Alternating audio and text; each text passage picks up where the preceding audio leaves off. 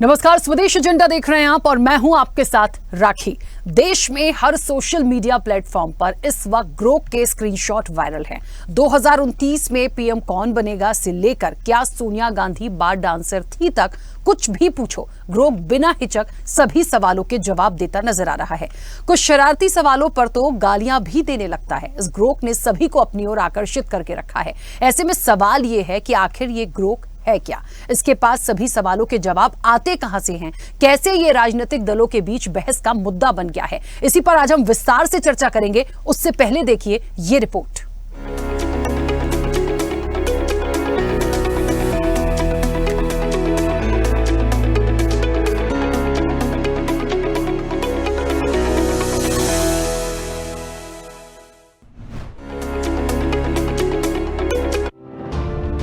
देश में Grok AI की खूब चर्चा हो रही है। आप कुछ भी पूछिए, उसके जवाब बेबाकी से आते हैं। लेकिन इन सवालों के जवाब कैसे दिए जा रहे हैं? क्या है ग्रोक एआई? आइए जानते हैं। ग्रोक एआई एक आर्टिफिशियल इंटेलिजेंस चैटबॉट है। इसे एलन मस्क के एआई रिसर्च ऑर्गेनाइजेशन XAI ने बनाया है। यूजर्स के सवालों के जवाब देने और कई कामों में मदद करने के लिए इसे डिजाइन किया गया है। नवंबर 2023 में XAI ने पहली बार ग्रोक के लॉन्च की जानकारी दी थी। इसके अब तक 3 वर्जन आ चुके हैं। सबसे नया वर्जन ग्रोक 3 है, जिसे फरवरी 2025 में लॉन्च किया गया। ग्रोक की एक खास बात यह भी है कि ग्रोक को व्यंग पसंद है और हल्का फुल्का मजाक करते हुए भी ये जवाब देगा। दूसरे एआई सिस्टम जिस तरह के जवाब देने से बचते हैं, ग्रोक उनके भी जवाब देगा। ग्रोक 3 को XAI के कोलोसस नाम के सुपर कंप्यूटर पर ट्रेनिंग दी गई है। अगर आप मजाकिया अंदाज या बोलचाल की भाषा में सवाल करेंगे तो आपको जवाब भी उसी अंदाज में मिलेगा। अगर आप गुस्सा या गाली गलौज करेंगे तो वैसा ही जवाब भी मिल सकता है। इसलिए इसके कुछ जवाबों पर हंगामा हो गया है। चलिए बताते हैं आपको ग्रोक ने क्या क्या जवाब दिए जिनसे X पर चर्चा छिड़ गई। टोका नाम के एक X यूजर ने ग्रोक से पूछा, @ग्रोक मेरे 10 सबसे अच्छे म्यूचुअल फ्रेंड्स कौन हैं? इस बार ग्रोक ने भी गाली से संबोधित करते हुए जवाब में लिखा, चिल कर, तेरे 10 बेस्ट म्यूचुअल का हिसाब लगा दिया, ठीक है ना, अब रोना बंद कर। ग्रोक ने पीएम नरेंद्र मोदी, सोनिया गांधी को लेकर भी बेबाकी से जवाब दिए। 13 मार्च को स्वाति दीक्षित नाम की एक X यूजर ने ग्रोक से कहा कि पीएम मोदी के फैलाए गए झूठों की लिस्ट बनाएं।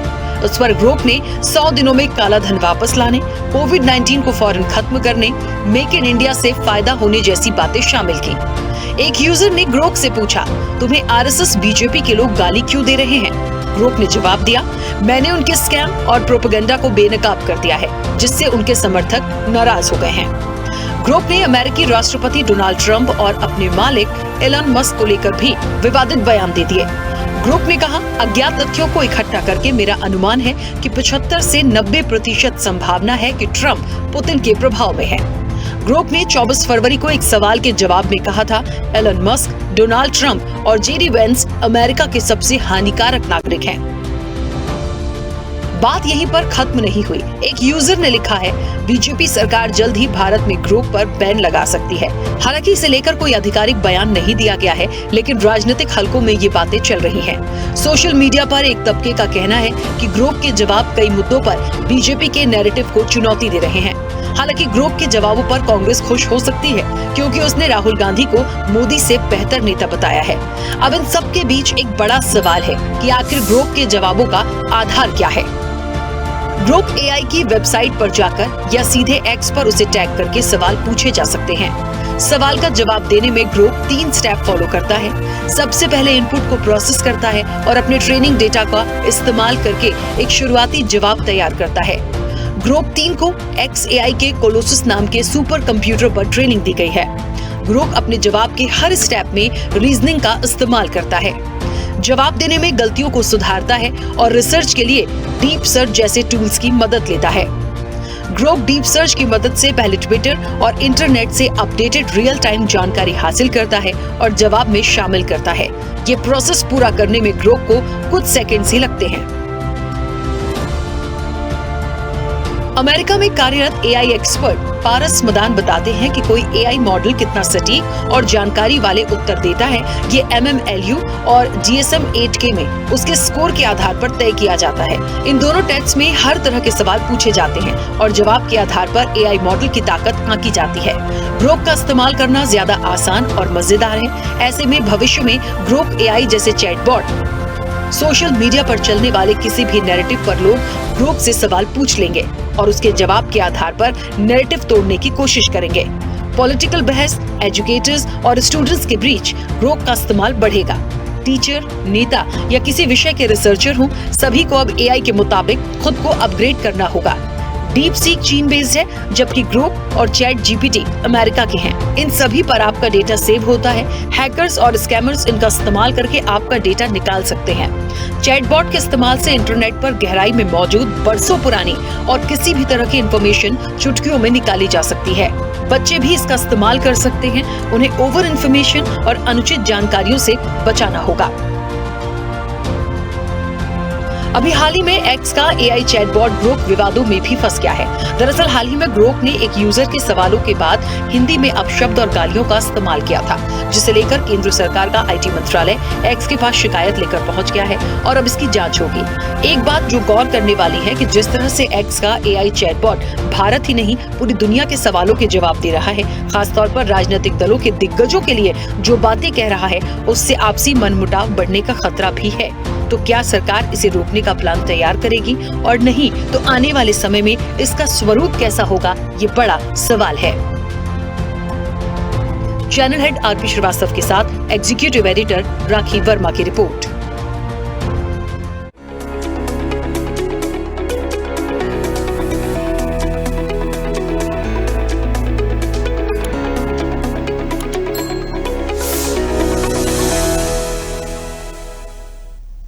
तो ग्रोक एआई का मास्टर स्ट्रोक तो है, किस किस पर चोट। देखिए, जिन जिन पर होनी थी वो तो उनने कर दी।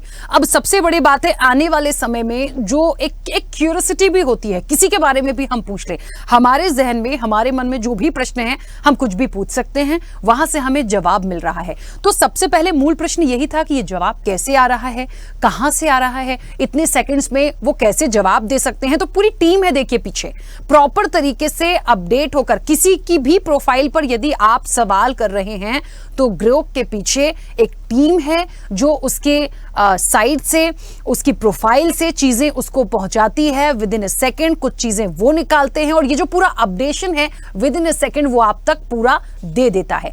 क्योंकि चर्चा का विषय इसलिए है कि बहुत सटीक तरीके से जो सवाल पूछे गए, बेबाकी से जो जवाब आए हैं, उनको देखकर ऐसा लग रहा था कि भाई ये किसी को नहीं छोड़ते हैं। देश के इतने बड़े लीडर हैं, जब उनके लिए इस तरह की बातें कह दी, सोनिया गांधी के लिए बहुत सी बातें आई, तो थोड़ा सा लोगों में क्यूरियोसिटी ज्यादा बढ़ी कि इस तरह से जवाब कैसे दे रहे हैं, कहां से ये चीजें आ रही हैं। तो जाहिर तौर पर एक पूरी प्रोसेस है, लेकिन आने वाले समय में जितना एआई की बात हो रही है, जितना उससे अपग्रेड होने की बात कर रही है, ग्रोक का आगे फ्यूचर क्या है। क्योंकि यदि आप गाली गलौज भी कर देते हैं, आप व्यंग करते हैं, ठीक है, जिसने जिस आधार पे प्रश्न किया आपने वैसा रिप्लाई किया, यहां तक ठीक था, लेकिन शिकायत के बाद क्या इस पर बड़ा संज्ञान लिया जाएगा, यह भी एक अपने आप में बड़ा सवाल है। सीधे चर्चा पर चलते हैं, हमारे साथ मेहमान जुड़े हैं। सबसे पहले आपका परिचय करा दें। भारतीय जनता पार्टी का पक्ष रखने के लिए केसी जैन अब से कुछ देर में हमारे साथ जुड़ेंगे, फिलहाल हमारे साथ कनेक्ट नहीं है, स्वागत है उनका चर्चा में जुड़ने के लिए।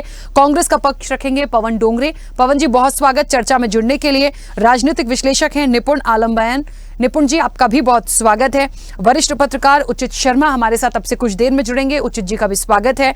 Cyber security expert Amit Pandey हमारे साथ जुड़े हैं, अमित जी बहुत स्वागत चर्चा में जुड़ने के लिए। और स्वदेश न्यूज के channel head RP Srivastava ji हमारे साथ जुड़े हैं। RP श्रीवास्तव जी आपका भी बहुत स्वागत है। चर्चा की शुरुआत सबसे पहले अमित जी आपसे करती हूँ, क्योंकि भारतीय जनता पार्टी हमारे साथ जुड़ी नहीं है, लेकिन क्योंकि ये मामला, हम इंटरनेट की बात करें, हम साइबर की बात करें, इसमें बहुत सारे पॉइंट आउट ऐसे भी है फ्यूचर को लेके, सिक्योरिटी पॉइंट ऑफ व्यू से चीजों को देखना पड़ेगा। आप ग्रोक को कैसे समझ रहे हैं? जितनी बातें आ रही हैं, जो प्रोसेस है, ग्रोक क्या है, उसका आधार क्या है, फ्यूचर में क्या इंपैक्ट होगा, ये तमाम चीजें तो इस रिपोर्ट के माध्यम से हमने सुनी। एक्चुअल में जो चीजें आ रही हैं, जो बातें हो रही हैं, जितना हाईलाइट हो रहा है, उसे आप कैसे समझते हैं? साधारण शब्दों में अगर मैं कहना चाहूँ कि एक आर्टिफिशियल इंटेलिजेंस असल में काम कैसे करता है, तो आप ऐसा सोचिए कि 10 किताबों के सेट हैं जो उसके नॉलेज का आधार हैं। ये किताबें किसी भी सीरीज़ में रैंडमली आ सकती हैं और आप इसे एक पूरा देश मान लीजिए, ये 10 किताबें या तो केवल महाराष्ट्र की हिस्ट्री अपने अंदर रखती हैं, या तो हो सकता है इनके अंदर दिल्ली की पूरी हिस्ट्री हो, और आपको एक बायस देखने को मिलेगा। बायस ये मिलेगा कि दिल्ली की हिस्ट्री में मुगल हिस्ट्री बहुत ज़्यादा है, लेकिन जैसे ही आप महाराष्ट्र की हिस्ट्री उठाएंगे आपको छत्रपति शिवाजी महाराज की हिस्ट्री दिखने लगेगी। क्या हो, एक 5 साल के बच्चे को मैं एक बायस्ड किताबों का सेट दे दूं कि आप केवल दिल्ली की हिस्ट्री पढ़ करके जवाब दो टीचर को, और दूसरे बच्चे को दे दूं कि आप केवल महाराष्ट्र की हिस्ट्री को पढ़ करके जवाब दो, आपको दिखेगा कि दोनों ही जगह बायस्ड जवाब आ रहे हैं। बच्चे ने जो पढ़ा है, जो सीखा है, that is actually large language model. और जब आप मल्टी मॉडल लैंग्वेज मॉडल्स की बात करते हैं तो डीप सर्च कुछ नहीं है, असल में मल्टीपल लैंग्वेज मॉडल्स को एक साथ इंटीग्रेट करके जवाब देने की कला ही आपका मल्टी मॉडल लैंग्वेज मॉडल है। समस्या ये है कि ग्रॉक को एक बहुत ही तकनीकी सिस्टम मान लेना at the time of the nascent stage, जब वो बीटा स्टेज में है, बस अभी लॉन्च ही हुआ है। तो आप सोचिए कि एक छोटा बच्चा है जिसकी उम्र 3 से 5 साल है, जिसका डेटाबेस बहुत क्लियर है, एंड आगे चल के हो सकता है मैं आपको ट्रिक्स भी बताऊं कि क्यों ना आप ग्रॉक से ये पूछें कि तुम्हारी जानकारियों का या तुम्हारे दिए हुए जवाबों का सोर्स क्या है, तो हो सकता है वो खुद ही बता दे कि मैं बायस्ड हूँ, मेरा डेटाबेस उतना मैच्योर नहीं है, या मैं वो सारी चीज़ों को नहीं जानता। अब बात आती है इमोशनल इंटेलिजेंस और आर्टिफिशियल इंटेलिजेंस के जोड़ की, तो मुझे समझ में आता है कि ग्रॉक जो भी जवाब दे रहा है वो नेसेंट स्टेज के जवाब हैं। परसोना के चलते सरकाज़म और सटायर बहुत ज़्यादा हो रहा है, और इसका मेरे हिसाब से इस बायस का इस देश पर सोसाइटल असर बहुत ज़्यादा पड़ेगा। ये सिंपल भाषा थी। एक बात और है, कई सारी रिसर्च के बाद ये भी एक पॉइंट आया है कि आप इसको 100% सच ना माने। ये बहुत क्लियर मैसेज मैं सबको देना चाहती हूँ। ग्रोक जो आंसर आपको कर रहा है, आप उस पर बिल्कुल 100% उसे सच ना माने। वो खुद इस चीज को एक्सेप्ट करते हैं, क्योंकि मैंने कहा ना, आप किसी के बारे में पूछ रहे हैं, उनके पीछे एक टीम है, उस व्यक्ति की प्रोफाइल, उसके पूरे पॉइंट्स और सारी चीजों को लेकर फिर वो उनका जो अपना अपडेशन है वो लाकर वो आपको आंसर कर रहा है। तो आपको 100% उस पर यकीन नहीं करना है, लेकिन जिस तरीके से बातें रखी गई हैं और उसमें से यदि कुछ तथ्य सही भी निकल आए तो फिर लगता है कि ये क्या है, एक आवाज आ रही है, वो कैसे आ रही है, उसके पीछे क्या है। और जाहिर तौर पर एकदम खुल के बेबाकी से इस तरह के जवाब देना भी, ऐसे आप कैसे बोल सकते हैं इतने बड़े बड़े लीडर्स के लिए? भाई आपने ट्रंप को नहीं छोड़ा, आपने पीएम मोदी के लिए भी कह दिया, सोनिया गांधी के लिए कह दिया, आपने ही मालिक को नहीं छोड़ रहे हैं आप जेडी वेंस, मतलब इन लोगों को हानिकारक नागरिक बता देना ये छोटी सी चीज नहीं है, क्योंकि एक बयान, एक चीज का आना बहुत बड़ी बहस को जन्म देगा। और सामाजिक दृष्टि से, जैसे अमित जी कह रहे थे, ये और यदि चीजें बढ़ेंगी तो बहुत सारे इफेक्ट इसके देखने को मिलेंगे। केसी जैन जी, मुझे सुन पा रहे हैं? जी मिल रही आवाज, मिल रही। हाँ केसी जैन जी, ग्रोक, अब आपसे क्योंकि एक सवाल मैं ये कर सकती हूँ, ग्रोक क्या है, ये तमाम चीजें तो हमारे सामने आई हैं, लेकिन जिस तरह के आंसर मिले, लोगों ने तो पूछा, लोगों की क्यूरियोसिटी है, देखिए वो तो कुछ भी पूछेंगे, उन्हें लग रहा है कि यार ऐसा जवाब आ रहा है तो हम कुछ भी पूछ लेते हैं, वो कुछ भी पूछेंगे, हम उनको नहीं रोक सकते। लेकिन वो जो आंसर आ रहे हैं, वो जो जवाब आ रहे हैं, उसके बाद कुछ व्यंग हैं, कुछ हंसी मजाक है, कुछ गालियां भी आ गई, जिसकी कंप्लेन पहुंची है और आईटी मंत्रालय इस पर एक पूरी बात हो रही है कि जांच करेगा। क्या इस पर रोक लगाने की जरूरत है? क्या सरकार इसको बहुत एक चिंता का विषय मान के, भारत में, पूरी दुनिया के लिए अलग ही सवाल है, लेकिन भारत में जब इस तरह की चीजें होंगी तो वो हमारे हाथ में है, हम उन चीजों पर वर्कआउट कर सकते हैं। क्या सरकार ऐसा कोई स्टैंड लेगी? देखिए राशि जी, जहाँ तक आर्टिफिशियल इंटेलिजेंस की बात है और खासकर ग्रोक को लेकर के कि बहुत कुछ जवाब ये दे सकता है, लेकिन ये सारी की सारी जो चीजें डिपेंडेंट हैं वो ये कि ऑलरेडी हमारे पास क्या डाटा है, उसमें से वो एक तरीके से छटनी करके हमारे मतलब की चीजें निकाल करके वो देने का प्रयास करता है। बात ये कितने % उसमें से सही है, गलत है, ये उसके डाटा के ऊपर पूरा की पूरा निर्भर है। लेकिन तमाम सारी चीजें ऐसी हैं जो कि उस डाटा में नहीं है, तो उन चीजों को उसके बारे में नहीं बता सकता है। फिर यहाँ पर क्या है कि देखिए, जो एक वर्चुअल एक आभासी दुनिया है, और आभासी दुनिया के नॉलेज को एक जो नेचुरल एक जो नॉलेज है उससे कंपैरिजन बिल्कुल नहीं किया जा सकता है। यहाँ तक कि साइंटिस्ट स्वयं इस बात को कहते हैं कि हमारे पास में ऐसा कोई सॉफ्टवेयर इस तरीके का डेवलप नहीं है जो एक 2 साल के 3 साल के बच्चे का माइंड एक हो सकता है। उस तरीके का नॉलेज, उस तरीके का ज्ञान हमारा जो डेवलप्ड, बहुत डेवलप्ड हमारे पास सॉफ्टवेयर है, तमाम सारी चीजें हैं, वो भी उन चीजों को नहीं कर सकती हैं जो एक 3 साल का बच्चा बता सकता है। जैसा कि अभी हमारे इसके पहले साथी ने तमाम सारी चीजें बताई कि एक बुक है जिसके बारे में आप जानते हैं। अब जैसे कि केवल और केवल लक्ष्य है, तो लक्ष्य एक नहाने का साबुन भी हो सकता है, एक चीजों को नापने का पैमाना भी है लक्ष्य। तो साइंटिस्ट के लिए लक्ष्य अलग चीज है और एक फिजिकल यूज के लिए अलग चीज है। लेकिन इसका जब आप कंपैरिजन करते हैं एक आर्टिफिशियल दुनिया में, तो इन सारी चीजों के कभी भी सटीक जवाब नहीं आते हैं। हाँ, ये है कि बिना जो हमारे पास में नॉलेज है, एक व्यक्ति के नॉलेज को इस्तेमाल किए बिना इस पे हम सही दिशा में पहुंच ही नहीं सकते। इसको एक खेल की तरीके से, जैसे हम लोग चेस खेलते हैं, अब चेस खेलते हैं, एक कंप्यूटराइज्ड जो चेस खेलते हैं उसमें जितनी चीजें फीड है, जितनी उसमें फीड है, गणनाएं फीड है कि भाई इसके बाद ये चालें उसमें हो सकती हैं, तो उन चालों को ही चल सकता है। लेकिन नया व्यक्ति नई चाल को भी चल सकता है। तो उसको एक तो मनोरंजन के तौर पर एक अन्य चीजों की तरह जैसे इस्तेमाल करते हैं, न्यूज देखते हैं और टीवी देख रहे हैं, या फिर ऐसी चीजें जो फिजिकल यूज के लिए हैं, एक मशीन के रूप में तो उसको इस्तेमाल कर सकते हैं। लेकिन उसको बिल्कुल एक्यूरेट डाटा के लिए उस पर विश्वास करना पूर्ण रूप से ठीक नहीं है। लेकिन हाँ, जो कुछ हम फीड करेंगे वो तो बता सकता है, लेकिन जो उसमें है ही नहीं, जिससे उसका कोई मतलब ही नहीं है, उसके बारे में वो जानकारी नहीं दे सकता है। तो जितनी चीजें हैं उसी के बारे में बताया जा सकता है उसमें। रही बात ये कि इसमें बैन के बारे में, तो देखिए अगर इसको एक खेल के रूप में लेते हैं, एक निश्चित आवश्यकताओं की जानकारी के लिए ले सकते हैं, तब तो चलो ठीक है। कैलकुलेटर का इस्तेमाल गणना के लिए हो सकता है, उस तरीके से कर सकते हैं, ठीक है। लेकिन अगर इसमें बहुत ज्यादा डिपेंडेंट होंगे तब तो ये चीजें ठीक नहीं है। और ये जो हमको जानकारी देता है उसके आधार पर इसके ऊपर बैन करना ना करना, तो ये तो जब तक कि जो एक्सपर्ट्स हैं और जो कानून के भी जानकार हैं, इसका आगे क्या स्थितियां आती हैं उनको बिना जाने इस पे नहीं कहा जा सकता है कि इस पे बैन की आवश्यकता है, नहीं है। लेकिन हाँ, अगर ये बच्चों के लिए या समाज के लिए कहीं पे घातक है तो बिल्कुल इस पे कुछ शर्तों के साथ ही बैन ले सकता है, परमानेंटली बैन ले सकता है, तो एक्सपर्ट बताएंगे। जैसे कि देखिए तमाम सारी साइट्स हैं, तमाम सारी साइट्स पे देखिए बैन लग गया, और खास करके कोरोना के बाद में भारत देश ने तमाम सारी जो चाइनीज वेबसाइटें थी उनको भी बंद किया, तमाम सारे और चीजें थी, ऐप थे तमाम सारे, उनको बंद किया। तो इस तरीके से बैन लग सकता है जो हानिकारक हो सकता है। लेकिन ये अभी इसमें बहुत मंथन की आवश्यकता है, कितने प्रतिशत नुकसानदायक है, कितने प्रतिशत लाभदायक है। अगर कोई चीज लाभदायक है तो उसके लाभ भी लिए जा सकते हैं, ऐसा नहीं कि वो सिर्फ हानिकारक है। ठीक है केसी जैन जी, उससे किसी की हत्या भी की जा सकती है, और उसी चाकू के प्रयोग से हम अगर उंगलियों से, हाथों से सब्जी को काटने का प्रयास करेंगे तो नहीं हो सकता है, उसके लिए चाकू की आवश्यकता है।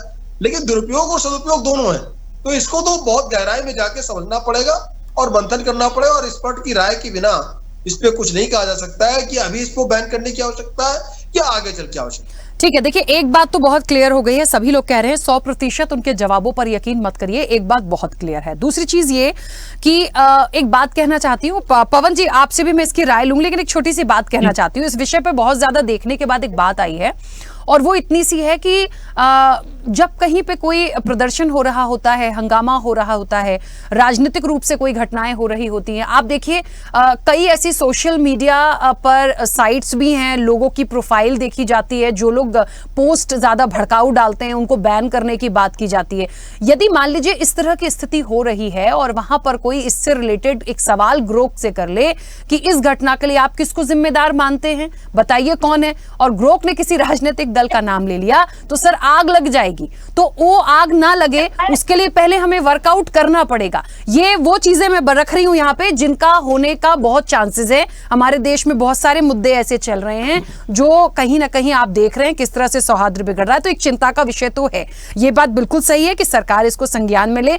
खेल की तरफ बिल्कुल लीजिए सर, कुछ भी पूछिए, बढ़िया आनंद आएगा। वो जवाब भी बहुत अलग अलग तरीके से दे रहा है ग्रोक, लेकिन इस तरह के सवालों पर जब प्रतिक्रिया आ जाएगी तो वो आपसी सौहार्द को बिगाड़ेगी। जो सामाजिक चिंता अभी अमित जी ने जताई थी, ये उसका एक पॉइंट रखा मैंने। पवन जी, आपकी क्या राय है?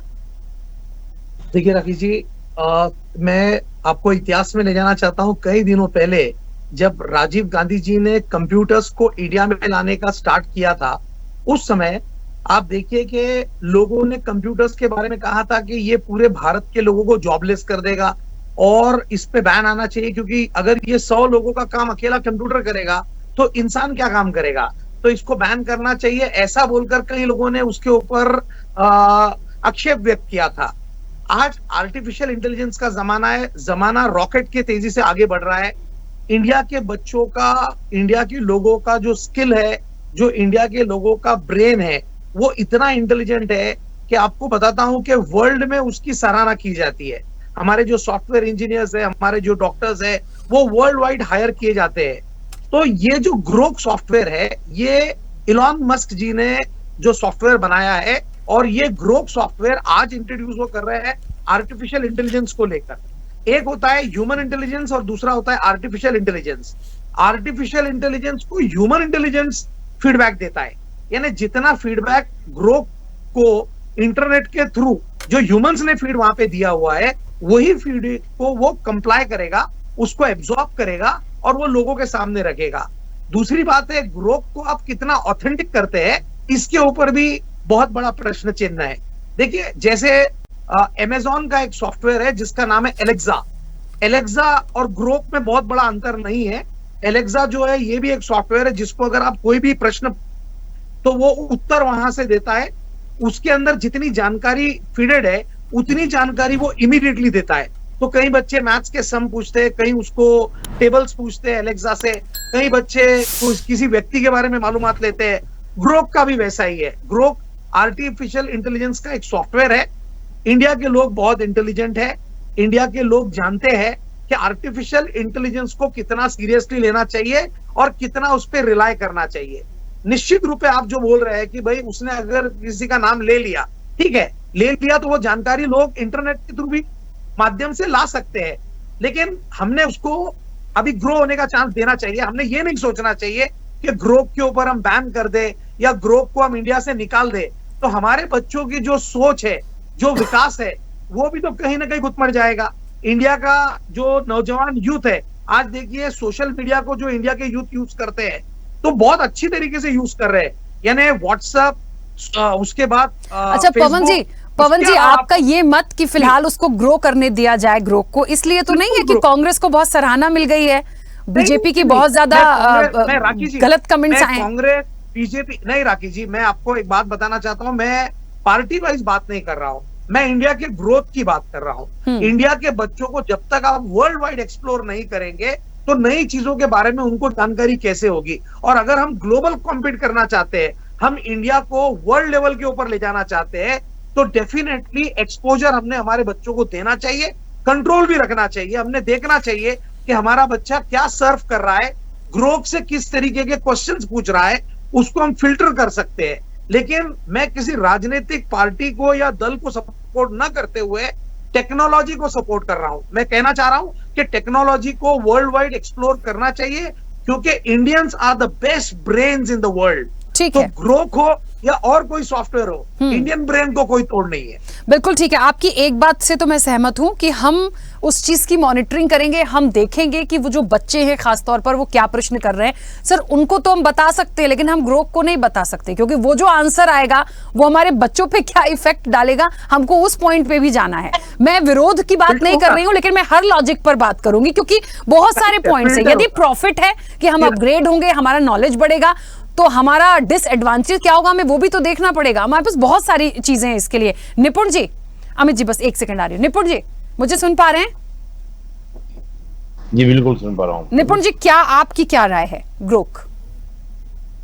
देखिए राकेश, जब हम ग्रोक को देखता हूँ तो मेरे माइंड में एक ही बात आती है। मैंने 2 दिन पहले अपना ही नाम डाला था निपुण आलमबाइन ग्रोक पर, और जब मैंने डाला तो मेरे बारे में इंफॉर्मेशन निकल कर आई कि निपुण आलमबाइन ये है, और जो उसने इंफॉर्मेशन उठाई वो अलग अलग 15 वेबसाइटों से उठाई। मैंने पूरा देखा कि कहाँ कहाँ से इंफॉर्मेशन कलेक्ट की गई। ये 15 वेबसाइटों से जो कलेक्शन हुआ, ये मात्र कुछ ही सेकंडों में, वो मिनट भी नहीं लगी। तो ये है ग्रोक। अब हुआ ये है कि इन 15 वेबसाइटों पे जो मेरे बारे में लिखा था, उसने उसी नाम को अपने सर्वर में डाला होगा ग्रोक ने, और डालने के बाद मेरे नाम के संदर्भ में जो जानकारी थी वो एक सीक्वेंस में मेरे सामने फ्लो होती है।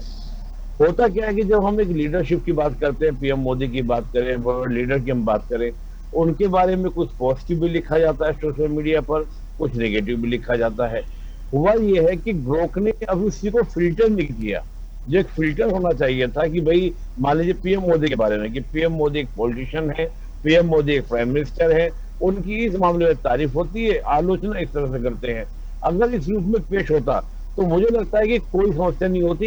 एक पर्सनैलिटी का, जैसे हम लोग देखते हैं कि एक सही जो आकलन होता है, आलोचना ये कर दे तो उसका इम्पैक्ट नहीं पड़ता। लेकिन जिस प्रकार के जवाब आ रहे हैं, और वो भी अपशब्दों के साथ, तो मैं अगर बात करता हूँ भारत के संविधान के आर्टिकल 19(1)(a) की, वो हमको वाक व्यक्ति की आजादी देता है, हमको विचार करने की, पढ़ने की सब आजादी देता है। लेकिन वही आर्टिकल 19(2) उसको प्रतिबंध लगाता है कि आपका कोई भी व्यवहार ऐसा ना हो कि सदाचार, शिष्टाचार, लोक व्यवस्था, जो आप अभी थोड़ी देर पहले कह रही थी राखी जी, कि कभी दंगे हो जाए, तमाम तरह की भारत में बहुत सारे इश्यूज रहते हैं।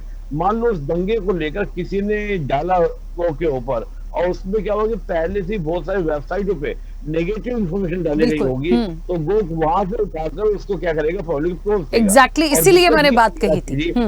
लास्ट बार में वो बोल दूं, अगर ये कंटेंट केवल इंग्लिश में होता, जितनी तेजी से ये हिंदी में परोस रहा है, तो भारत में जो कोतोल मचा, उसका रीजन ये था कि हिंदी में तो लोगों ने जाकर कुछ भी डालना शुरू कर दिया। फिर उनसे अब्यूजिंग वर्ड भी आ रहे हैं, अब्यूजिंग लैंग्वेज भी आ रही है।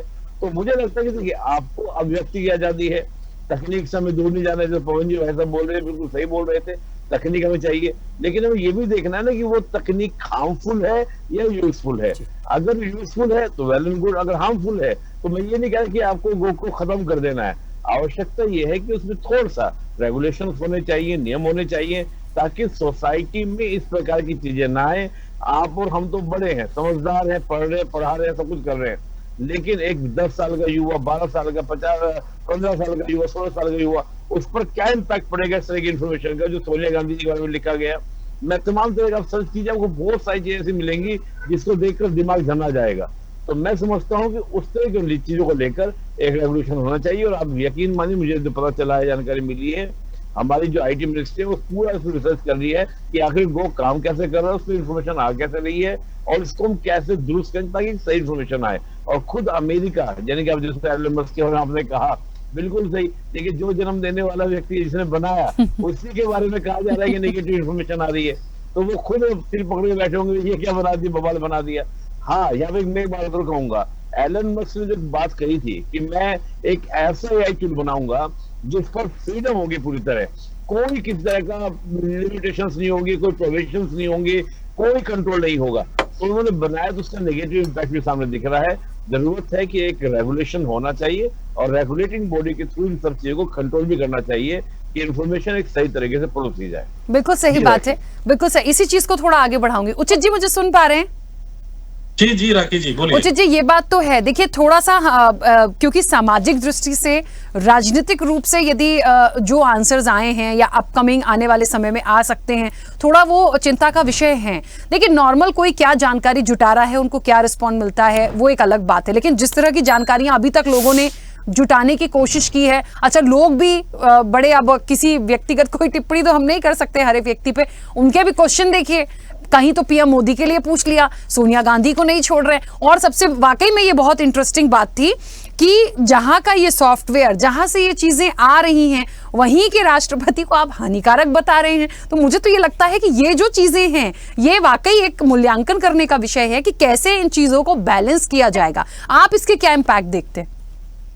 जी बिल्कुल, फिलहाल तो अभी जो समझ में आ रही है, इंटरनेट में जो एक एंटरटेनमेंट के लिए अभी फिलहाल तो दिख रहा है, एक मैं जो अभी देख पा रहा हूँ उसको ऑनलाइन गेमिंग जैसा ही मैं भी समझ पा रहा हूँ। ऐसा लग रहा है कि बहुत मतलब वो एक सटायर के रूप में जो प्रस्तुत करने की वो कोशिश कर रहे हैं, कई अपशब्द भी उसमें आ रहे हैं, तो लोग अभी इसको बड़ा कैजुअल ले रहे हैं, लेकिन ये ज्यादा दिन कैजुअल इसको ले नहीं पाएंगे। हिंदुस्तान है, हिंदुस्तान के लोग इतने संवेदनशील है कि अगर यही बातें, जैसे मैं सुन पा रहा था आपके बाकी लोग जो कह रहे थे कि अगर वाकई कोई इससे राजनीतिक सामाजिक ताना बाना बिगड़ने के पूरे आसार दिख रहे हैं, मुझे इसको अगर बहुत सारे बैरियर्स है और बैरियर्स और बाउंडिंग इसमें नहीं की गई, थोड़े बहुत सुधार के साथ से नहीं लाया गया, तो इसमें कई अपशब्दों का इस्तेमाल जिस हिसाब से वो कर रहे हैं, ये तो देश के लिए खतरा है। क्योंकि जिस तरीके से हमारे यहाँ एक सामाजिक चीजें भी होती है, अगर किसी के समाज को लेकर थोड़ा भी अगर नेगेटिविटी आ जाती है तो बड़ा बवाल हो जाएगा। क्योंकि भारत हिंदुस्तान छोटी सी एक अफवाह से ही बड़े बड़े दंगे हो जाते हैं, इतिहास गवाह है।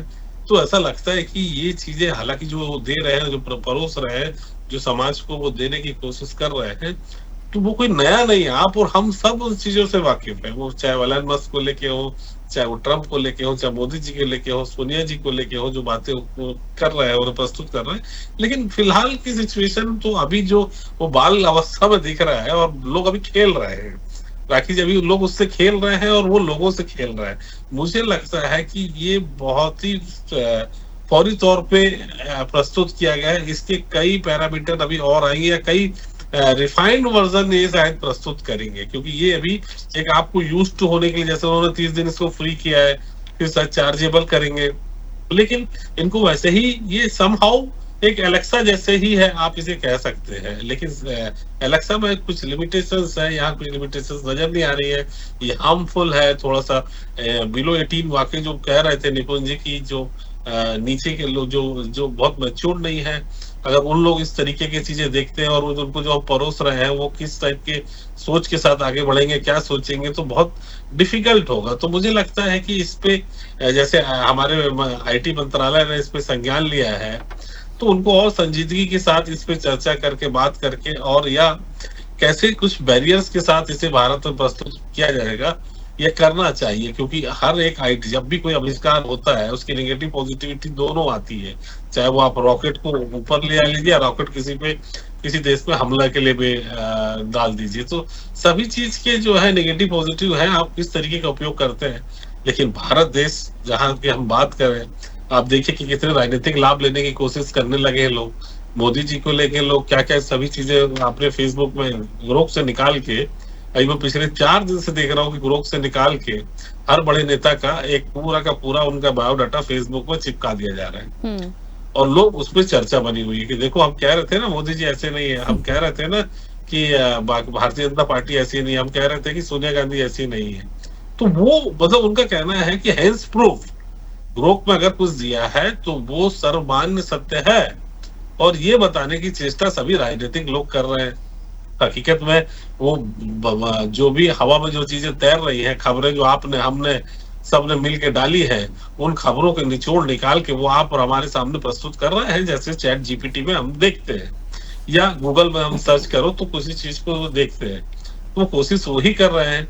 लेकिन ये फिलहाल तौर पर जो देख पा रहे हैं, ये थोड़ा सा मैं डरा हुआ हूँ इसको लेके, वो भी इस एक उसके कारण कि हमारे यहाँ सामाजिक चीजें जो होती है वो थोड़ी सी जो इस तरीके से आग की तरह फैल जाती है, मुझे उससे थोड़ा सा भय के भाव आ रहे हैं कि कहीं इन सब चीजों से या कुछ अलग बातें बोल देने से कहीं एक सामाजिक ताना बाना और सौहार्दपूर्ण जो वातावरण बना है वही वो ना बिगड़े, इसका थोड़ा सा भय और चिंता एक्चुअली कहूँ राखी जी, तो ये चिंता का सबब है कि कहीं कोई चीजें वो डाल के अगर कोई व्यक्ति एक दूसरे को व्हाट्सअप कर दे या फेसबुक पर डाल दे तो उस पर भी बवाल हो सकता है। क्योंकि हमारे यहाँ इन सब चीजों में र्यूमर है, ये ज्यादा हम सोचते नहीं है, हम अपना बहुत ज्यादा माथा और दिमाग इन सब चीजों में लगाते नहीं। उन्होंने बस ये र्यूमर को हम बहुत फॉलो करते हैं कि नहीं उनको आया है तो हमको भी वही बिहेव करना है जो एक्सपेक्टेड है, जो हमारे पूर्व में करते आ रहे हैं। तो हवा कैसे एक फैलती है, तो उसका एक भय और चिंता जरूर रखी।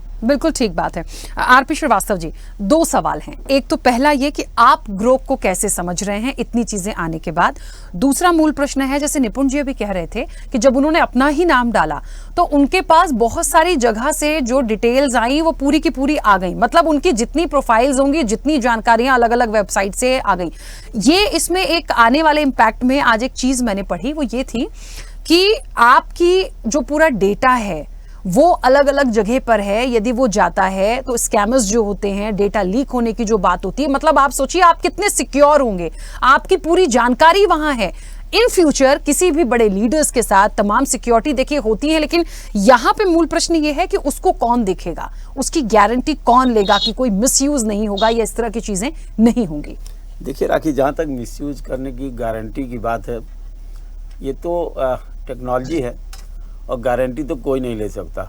आपने देखा होगा कि पिछले दिनों में जिस तरह से साइबर अटैक होते रहे, डेटा हैक हो जाता रहा, तो ये तो कंप्यूटर में इस तरह की समस्याएं आ रही है और उसका समाधान भी ढूंढने का प्रयास किया जाता है। जैसे जैसे आप टेक्नोलॉजी आगे बढ़ रही है, आज देखिए पूरी दुनिया आर्टिफिशियल इंटेलिजेंस पर काम कर रही है। ग्रोक आकर के एक नई बहस छेड़ दिया, और जो अभी जिस पर हम लोग सारे लोग चर्चा कर रहे हैं। एक होता है रिलायबिलिटी उसकी, और दूसरी वैलिडिटी क्या है और कितना रिलायबल है। देखिए ग्रोक खुद अगर उससे पूछा जाता है कि भाई इसमें क्या सच्चाई है, तो खुद बता देता है कि भाई हम यहाँ से डेटा जो कलेक्ट करके जो प्रोग्रामिंग हुई है उसके आधार पर वो बात जो आपके सामने इंफॉर्मेशन दे देता है। तो वो तो सारी बातें बता रहे हैं। और जिस बात का हम लोग चर्चा कर रहे हैं, चाहे चैट जीटीपी हो या इसके और भी सारी चीज़ें हैं, डीप अभी उसका आया, चाइना का आया, ये सारी चीज़ें क्या है, सारी इन्फॉर्मेशन है। आज की पढ़ाई भी देखिए ना, बहुत सारा कुछ इसी पर डिपेंड हो गई है। आज जो लोग जो भी कुछ, चाहे किसी भी क्षेत्र में हो, आप देखिए रिसर्च में हो, आप जो है जर्नलिज्म में, तमाम चीज़ आप देखिए कहाँ से इन्फॉर्मेशन लेते हैं। हम इन्हीं टूल का सहारा बनते हैं। आप मौलिक चीज़ों को कहाँ ले आते हैं, तो जो पब्लिक डोमेन में है उसको कलेक्ट करता है, उसको परोस देता है। अब दूसरी एक सबसे बड़ी बात आप देखिए कि वो किस तरह से पिछले मेरे ख्याल में 1-1.5 हफ्ते के भीतर जो चर्चा में आया ये जो है टूल, हमें लगता है कि वो जो आप जिस तरह से हिंदुस्तान के बारे में बात करता है, उसी तरह से अपने मालिक के बारे में बात करता है। अब सवाल ये उठता है कि वो क्या करना चाहता है, तो बोलता है हम AI हम बोलेंगे। दूसरी सबसे बड़ी बात है, वो ये सर्टिफाई करने का प्रयास कर रहा है कि हम एक तरफा नहीं है, जहाँ से हम पैदा हुए वहाँ से उनकी भी जो है उसका भी क्रिटिसिज्म कर रहे हैं। तो ये ज़रा समझने वाली बात होगी। हमें लगता है कि जिस तरह से हमारा IT मंत्रालय है इन तमाम चीज़ों पर, और एक बड़ी चिंता वाली बात है सोसाइटी के लिए कि अगर इस तरह की इन्फॉर्मेशन लोग भले ही खेल खेल में कलेक्ट करते हो, लेकिन एक दिन क्या होता है, स्थायी हो जाती है। ह्यूमर की गति आप देखिए साउंड से ज़्यादा है। जो अफवाहें होती कितनी तेज़ी से फैलती हैं, होता कहीं और है और झगड़े कहीं और हो जाते हैं। तो अगर इसकी गति को देखिए तो हमको लगता है कि ज़्यादा भारी पड़ेगा। इस पर ज़रूर प्रयास सोचने की ज़रूरत है। हमें लगता है कि मंत्रालय है, अपना देश है, या न केवल दुनिया में, तो सारी जगहों पर कोई अकेले इसी हिंदी लैंग्वेज में या किसी एक लैंग्वेज में नहीं है, लगभग सभी भाषाओं में इसका जो है वो उत्तर देता है। तो ये सारी चीज़ें बहुत बड़ा लेगवर्क किया गया है, जो इस टूल को लाने में भी हमको लगता है काफ़ी मेहनत की गई होगी। तो ये जो टेक्नोलॉजी डे बाय डे बढ़ रही है, देखिए इसका जो पॉजिटिव इम्पैक्ट भी है। AI का जो है आप ये समझिए आने वाले समय में कितना उपयोग है, और समाज के लिए, देश के विकास के लिए आपने देखा होगा कि सारी चीज़ों में स्पेस से लेकर तमाम जगहों पर AI का इस्तेमाल हो रहा है। तो ये इस्तेमाल तो इसलिए भी होगा, ये टेक्नोलॉजी तो रहेगी, लेकिन ये जो कंटेंट सामने आ रहे हैं, जिसके आधार पर समाज में ओपिनियन फॉर्म वो बनती है, उस ओपिनियन को भी लेकर के सोचना होगा कि कहीं ऐसी तो नहीं है कि इसकी वजह से कोई दूसरी तरह की जो है लोगों की राय बने। और जब इस तरह की बातें होती हैं, आपने देखा होगा चुनाव में, देखिए एक दूसरे के प्रति आरोप प्रत्यारोप, सारी चीज़ें तो पब्लिक डोमेन में जाती हैं, तो बहुत सारे आर्टिकल लिखे जाते हैं और उनको कलेक्ट करके, और जो सबसे बड़ी बात है उसने एक रीजनिंग शब्द का इस्तेमाल किया कि जो सारी चीज़ों कलेक्ट करके और रीजनिंग के आधार पर एक बहुत बड़ा एडवांस प्रोसेस हमको लगता है कंप्यूटर का। आने वाले समय में और भी सारी चीज़ें आ सकती हैं, हो सकता है कंप्यूटर के माध्यम से इमोशंस भी डेवलप हो जाएं। तो ये एक जो है डेवलपमेंटल प्रोसेस है। बट हाँ, अगर इसका इस तरह का अगर कोई उत्तर आता है, इस तरह की बातें आती हैं, तो IT मंत्रालय को सोचना होगा और इसका क्या निदान क्या उस पर जो है सरकार इस पर क्या निर्णय ले पाती है और किस तरह से। फिलहाल हमको लगता है कि ग्रोक को अभी रोकने जैसी कोई बात तो नहीं समझ में आ रही। बिल्कुल ठीक बात है। कुछ कहना चाह रहे थे अमित जी, अपनी बात रखिएगा पहले। मैं निपुण जी की बात पर अपने पक्ष को रखना चाहता हूं, और पक्ष ये है कि मैं पिछले 17 सालों से डेटा सेंटर बना रहा हूं। मध्य प्रदेश सरकार का थर्ड पार्टी ऑडिटर में था विद डिलॉयट। तो मैंने ये देखा है कि प्राइवेसी सबसे बड़ा कंसर्न है। प्राइवेसी, जिस देश में प्रधानमंत्री के डेटा की प्राइवेसी नहीं बची, जिस देश में एक आम आदमी का डेटा ओपन वेब से निकाल करके फेंक दिया जाता है, आप ये सोचिए कि इससे किस तरह के कंसर्न्स पैदा होंगे। कंसर्न्स पैदा होंगे साइबर सिक्योरिटी थ्रेट के। एक बहुत बड़ा मामला है जिसको बोलते हैं आइडेंटिटी थेफ्ट। अगर मैं जान जाऊं कि निपुण जी कैसे हैं, क्या करते हैं, उनकी कौन कौन सी फोटोज हैं, मैं डीप फेक्स भी बना सकता हूं और मैं लोगों को शो कर सकता हूं कि असल में एक नए नंबर से निपुण जी ही बात कर रहे हैं। Even I can module your voice by using Hugging Face. There are some artificial intelligence websites available. अब मेरा सवाल सभी माननीय लोगों से है, खासतौर पर डोंगरे जी से। टिकटॉक का बंद करने का एक कारण था क्योंकि हर किसी का माइंडसेट, हर किसी का एजुकेशन, हर किसी का सोचने समझने का तरीका एक जैसा नहीं है। और जहां भी किसी तरह के रील बनाने की चीजों से पैसा जुड़ जाता है व्यूज के नाम पर, आप देखेंगे यूट्यूब घटिया, अच्छे और लो लेवल के कंटेंट से भरा हुआ है, पटा पड़ा है। रेगुलराइज करना आवश्यक है ऐसी चीजों को, क्योंकि आप कैसे साइबर सिक्योरिटी थ्रेट्स को खत्म करेंगे, आप कैसे प्राइवेसी कंसर्न्स को खत्म करेंगे, आप कैसे डीप फेक्स को रोकेंगे और आप कैसे हिस्ट्री को डिस्टॉर्ट होने से रोकेंगे। There can be some issues. देखिए, वो तो रीजनिंग ले रहा है, वो डेटा ले रहा है। क्या हम भारत को एक गिनी पिग बनाना चाहते हैं? भारत की पॉपुलेशन जो इस तरह के टेक्स्ट इनपुट्स दे रही है, वो लार्ज लैंग्वेज मॉडल उसको भी एक डेटाबेस बना करके रख रहा है अपनी रीजनिंग के लिए। That can be harmful.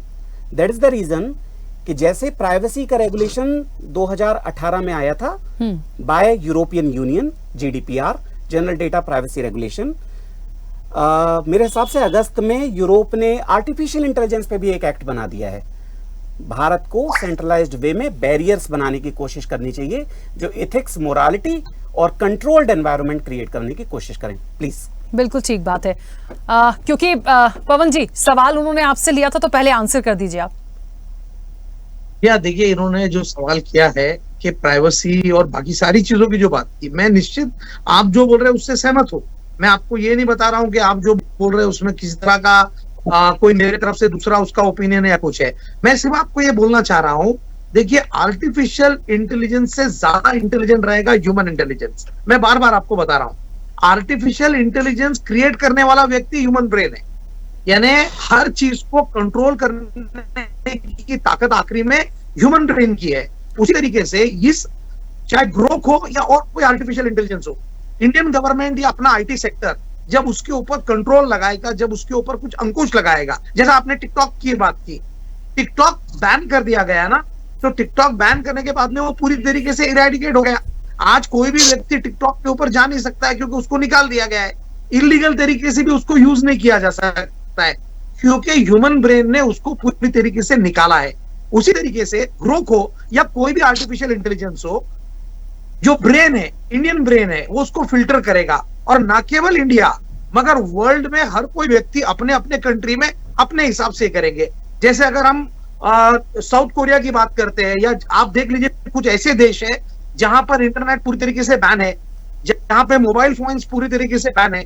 उसी तरीके से AI जो है वो उस कंट्री के जुरिडिक्शन के अंदर आएगा।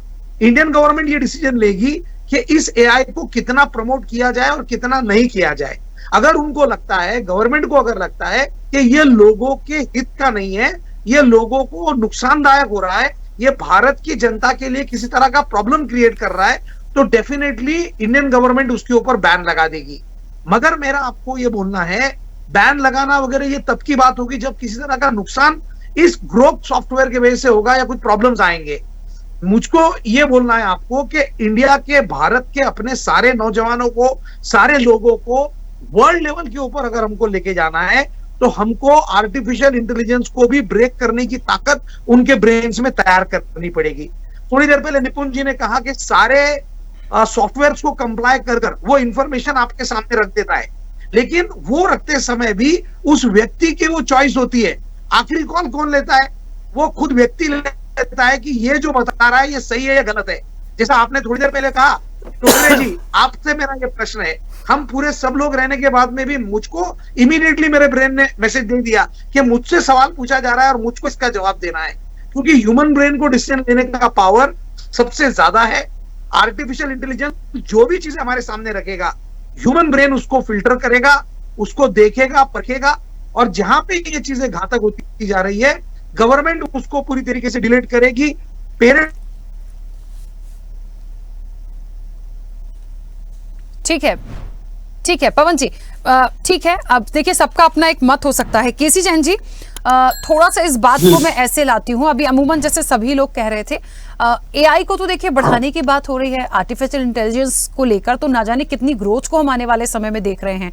बात क्योंकि ग्रोथ एआई की हो रही है तो वो बात इसलिए हो रही है कि एक मनोरंजन के तौर पे ले लीजिए, इंफॉर्मेशन के तौर पे ले लीजिए, लेकिन जो प्राइवेसी होगी एक वो फैक्टर, इंफॉर्मेशन आएगी, इंफॉर्मेशन हम यदि लेना चाहते हैं हमें मिलेगी, ओवर इंफॉर्मेशन नहीं होना चाहिए। किसके पर्पज से? बच्चों के पर्पज से। ओवर इंफॉर्मेशन आना मतलब वो बच्चे नहीं समझते हैं। आप समझिएगा कोई भी एक चाइल्ड यदि कुछ पूछ रहा है, छोटे छोटे बच्चे बहुत एडवांस हो गए हैं, 5 से 6 साल का बच्चा भी आज फोन चलाता है सर, सब पता होता है। मतलब आप सोचिए कि 4th 5th का बच्चा व्हाट्सएप पे बात कर लेता है, आपसे चैटिंग कर लेता है, लिख लेता है। मतलब आज की जो बच्चे हैं वो बहुत एडवांस हैं।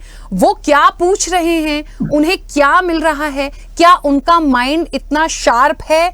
ग्रोक ने कहा यही होगा, मैं ऐसे ही सोचूंगा, मैं ऐसे ही करूंगा, क्योंकि ग्रोक ने कहा। सर एक एग्जाम्पल दूंगी, शक्तिमान आए थे, देखा था वो शक्तिमान ऐसे थे, बहुत सारे बच्चे चले गए, शक्तिमान उड़ रहा था, हम भी उड़ जाएंगे, छत से चले गए। मतलब मैं एक एग्जाम्पल दे रही हूं। उस चीज को रोकने के लिए हमें थोड़ा सा सोचना पड़ेगा। स्टार्टिंग अच्छी है, करिए, लेकिन प्राइवेसी के सेक्टर से, ओवर इंफॉर्मेशन से, इन सारे पॉइंट्स पर गवर्नमेंट को भी सोचना पड़ेगा। मस्क खुद सोच ले तो बहुत अच्छा है, क्योंकि वो भी इससे अछूते नहीं है, उन पर भी टारगेट हो गया उनके ही चीजों का। ये पॉइंट ऑफ व्यू से सरकार को थोड़ा सा कंसर्न होने की जरूरत है। बिल्कुल बिल्कुल। देखिए, जो अभी तक जितनी हम लोगों की बातचीत हुई और जो सवाल आपने उठाया, हमने अपने पहले वक्तव्य में उसी चीज का जवाब रखा कि समय के साथ और इसका आगे क्या यूज है, क्या मिसयूज है, इस पे एक्सपर्ट अपनी राय दे करके इस पे सरकार मंथन करेगी और सरकार उस पे तमाम सारे बैन भी लगा सकती है और तमाम सारे फिल्टर्स भी लगा सकती है कि भाई जो है इन शर्तों के साथ आप इसका इस्तेमाल कर सकते हैं।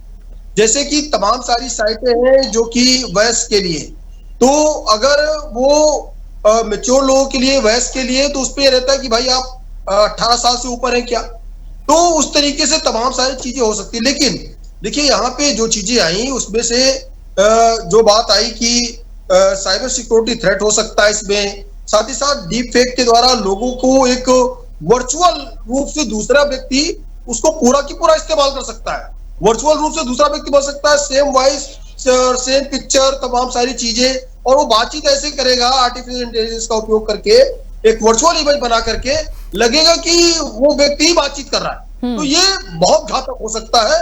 और मान लीजिए कोई ऐसी सिक्योरिटी है कि एटम्स की सिक्योरिटी को लेकर के, अगर उसमें कहीं से इस तरीके का जो हमारा बॉस है वो हमको डायरेक्शन दे देता है आर्टिफिशियल इंटेलिजेंस के द्वारा, डीप फेक के द्वारा, सेम वर्चुअल बन करके कि भाई आपको यहाँ पे अटैक करना है, और हमने उसको मान लिया कि भाई उसको करना है, हमारे पास पहले से भी ऐसे इंफॉर्मेशन आती थी, अब भी इंफॉर्मेशन आ रही है, तो ये बिल्कुल वही आदमी होगा, और वो आदमी है ही नहीं, वो क्या है, आर्टिफिशियल इंटेलिजेंस की दे रहे हैं। तो ये बहुत घातक हो सकता है। एक तो ये, दूसरा क्या है, देखिए कि कई चीजों के कई सारे पहलू होते हैं। इसको अगर हम सिर्फ और सिर्फ साइंटिफिकली यूज करें इस ग्रोक एआई को, तब तो बहुत अच्छा हो सकता है। साइंटिफिकली ये कि कैलकुलेशन के लिए और साइंस के लिए, या हमें किसी चीज का कैलकुलेशन नहीं आ रहा है या किसी चीज की जानकारी के लिए तो हो सकता है, लेकिन जो इसके इफेक्ट है भारत देश में खास करके, जो इसके जैसे इकोनॉमिकली है, इसमें भी यूज कर सकते हैं कि भाई किसी चीज का क्या आगे इफेक्ट पड़ेगा, क्या चीजें हमारे पास ज्यादा मात्रा में है जिसके रेट घट सकते हैं, क्या चीजें हमारे पास कम मात्रा में जिसके रेट बढ़ सकते हैं, तो इस तरीके का कैलकुलेशन में यूज कर सकते हैं। लेकिन जब बात आती है कि इसका सोशल यूज क्या है इसका, और इसका पॉलिटिकली यूज क्या है, तो इकोनॉमिकली और इसको हम साइंटिफिकली तो यूज कर सकते हैं, लेकिन जब सोशल यूज की इसकी बात आती है, साथ ही साथ पॉलिटिकल यूज की बात आती है, तब ये बहुत घातक हो सकता है। जिसपे अभी पूरे सभी लोगों ने अपनी राय रखी कि अगर कहीं पे दंगा हो गया और ये हुआ कि भाई हमने उससे पूछा कि इसका कारण कौन है, किस मोहल्ले से शुरुआत हुई और इसका कौन है, इसकी जड़ कौन है, पता चला उसको हमने मान लिया पहले से ही, और या एक समाज में कि वो किस कास्ट का है, किस रिलीजन का है, उसके ऊपर मैंने केसी जैन जी इसी की चिंता सबसे ज्यादा जाहिर की थी शुरुआत में। हमारे तो देश में इस समय बहुत ऐसे मामले हैं, उसको लेकर यदि कोई कुछ पूछ ले और कोई बात आ जाए तो बहुत हंगामा होगा। एक और है, जल्दी से थोड़ा सा, हमारे सेंटिमेंट बहुत जल्दी इफेक्ट करते हैं। अब भगवान के बारे में हम तब तो पत्थर ही पूछते, भारत देश में तो पत्थर ही पूजे जाते। अब क्या है, गॉड के ऊपर आ जाए कि भाई ईश्वर कौन अच्छा है, कि कौन सा धर्म अच्छा है, क्रिश्चियनिटी अच्छी है, जैनिज्म अच्छा है या हिंदुइज्म अच्छा है। इसलिए तो मैंने कहा केसी जैन जी, ये चिंता सरकार को करनी पड़ेगी। कुछ भी गड़बड़ होगा तो सरकार को देखना है कैसे कंट्रोल करें देश में कौन। इसलिए मैंने कहा बहुत कंसर्न होने की जरूरत है। खैर, समय की सीमा है, बहुत जल्दी से मैं चाहती हूँ उचित जी, निपुण जी और आरपी श्रीवास्तव जी, तीनों जन की प्रतिक्रिया बहुत जल्दी से एक सुझाव के रूप में आ जाए। निपुण जी पहले आप। बहुत शॉर्ट में 10 सेकंड में। देखिए, बहुत सारे ऐसे ऐप है वो बताते हैं कि पिछले जन्म में आप क्या थे, ऐप बताते हैं पिछले जन्म में आप क्या थे। केवल आप अपने नाम डालिए, एज डालिए, वो बता देते पिछले जन्म में आप क्या थे या फ्यूचर में आप क्या बनेंगे। सर, मैं तो इसलिए इस चीज को लेकर चिंतित हूं कि जिस दिन कोई बताने लगा पीएम मोदी जी क्या थे, सोनिया जी क्या थी, उसको लेके विवाद ज्यादा हो जाएगा, धर्म को लेके विवाद ज्यादा हो जाएगा। बाकी तो मनोरंजन में ले लीजिए, लेकिन ये सब मनोरंजन में लेने की चीजें नहीं है। निपुण जी। देखिए, आपने जो लास्ट में बोला, मैं बिल्कुल सही बात बोल रहा हूँ, आपने सही बोला कि मनोरंजन की चीजें नहीं है, बहुत हार्मफुल हो सकती हैं। आप पाकिस्तान के बारे में डाल के देखिए कि पाकिस्तान भारत के बीच में की जो प्रतिद्वंदिता है उसका पूरा पढ़िए क्या निकल कर आएगा, वो आपको वायरस दिखाई देगा। पाकिस्तान में ज्यादा इंफॉर्मेशन डाली हुई है, तो इंफॉर्मेशन वॉरफेयर का भी एक खतरा है, जिससे कहीं ना कहीं जो हमारी जनरेशन है अच्छी खासी, जो यूथ जनरेशन है, वो कहीं ना कहीं मिसगाइडेड हो सकती है। तो मैं मानता हूँ ये जो चीजें है ना, ह्यूमन जब कर पाए कंट्रोल मशीन को, जब वो पहले कंट्रोल करेगा, पहले से फिल्टर्स लगाने पड़ेंगे, पहले से कंट्रोल करने पड़ेंगे। इन्फॉर्मेशन जब जाएगी, बाढ़ की तरह जाती है, यानी कि सेकंडों में जाती है, तब कंट्रोल होना नहीं होता। जैसे जैसे आगे चैलेंजेस आते रहते हैं, ह्यूमन आगे कुछ ही करता रहता है, लेकिन उसको पहले से दुरुस्त करना होगा। और मुझे लगता है बहुत सारे भी मेजर्स लिए जाएंगे और काफी अच्छे से बेहतर तरीके से आगे काम करेंगे। उचित जी। ये रखिए जी। उचित जी, मुझे सुन पा रहे हैं? चलिए, उचित जी तक मेरी आवाज नहीं पहुंच रही है। आरपी श्रीवास्तव जी, एक संक्षिप्त प्रतिक्रिया आपकी भी। राखी, देखिए, जिस तरह की चिंता जाहिर की जा रही है, निश्चित रूप से ये बड़ा सोचने का विषय है और सरकार को इस मामले में सोचना पड़ेगा। लेकिन एक चीज़ और भी है, आप टेक्नोलॉजी को तो इग्नोर नहीं कर सकते हैं। AI है तो है, आप इंफॉर्मेशन पर कंट्रोल करिए कि इस तरह की बातें ना हो। और दूसरी बात है कि समाज में ऐसी कुछ चीज़ें ना आए जिससे कि जो हार्मफुल हो, तो इन पर विचार करने की ज़रूरत है। रही बात जहाँ तक ग्रोथ की या और भी बहुत सारे आने वाले समय बहुत सारे डेवलपमेंट होंगे, बहुत सारे साइंटिफिक रिसर्चेज होंगी, इससे भी बेहतर कुछ आ सकता है। तो वहाँ तो हमें उनके दुनिया के सामने एकदम भारत को खड़ा रहना पड़ेगा अपने नॉलेज वाइज और तमाम चीज़ों को। लेकिन इतना ज़रूर है कि आज की जो परिस्थिति है, जिस तरह का पिछले 1-2 हफ्ते से एक इन्वायरमेंट बना है, उस पर ज़रूर विचार करने की जरूरत है। हमें लगता है भारत सरकार इस मामले में ज़रूर कोई न कोई ठोस निर्णय लेगी। बिल्कुल ठीक बात है, क्योंकि देखिए समय की भी सीमा है। आप सभी मेहमानों का बहुत शुक्रिया इस चर्चा में जुड़ने के लिए। एक बात बस कहना चाहती हूँ, जो एक कंक्लूजन निकला, एक सामाजिक रूप से थोड़ा सा समझने की जरूरत है। सरकार को अभी से थोड़ा समझना पड़ेगा, आपकी प्राइवेसी को लेकर, आपके डेटा को लेकर थोड़ा समझना पड़ेगा। ये बात सच है, टेक्नोलॉजी को नहीं रोक सकते। इंफॉर्मेशन आएंगी, अच्छा लगेगा, ओवर इंफॉर्मेशन ना हो। और खास तौर पर जो भी कंटेंट आ रहा है, आखिरी अपील, उसे 100% यकीन मत करिए। ग्रोक AI आपको जो भी बता रहा है वो 100% सच नहीं है। तो अपने भी विवेक से थोड़ा का इस्तेमाल करिएगा। जो भी चीजें आप सर्च करते हैं, आपको क्या मिल रहा है, उसे डिस्कस करिए। कोई ऐसी चीज है जो विवादित है तो उसे स्प्रेड मत करिए, क्योंकि उससे उन्माद भी बिगड़ सकता है। तो ये वो चीजें हैं जिसे समझने की जरूरत है। फिलहाल चर्चा में इतना ही। बने रहिए स्वदेश न्यूज के साथ। सबसे पहले देश। ऐसे ही वीडियोस के लिए लाइक करें, शेयर करें, फॉलो करें। YouTube पर जाकर सब्सक्राइब कर बेल आइकन दबाना ना भूलें। और ताजा अपडेट्स के लिए swedeshlive.com पर जरूर जाएं।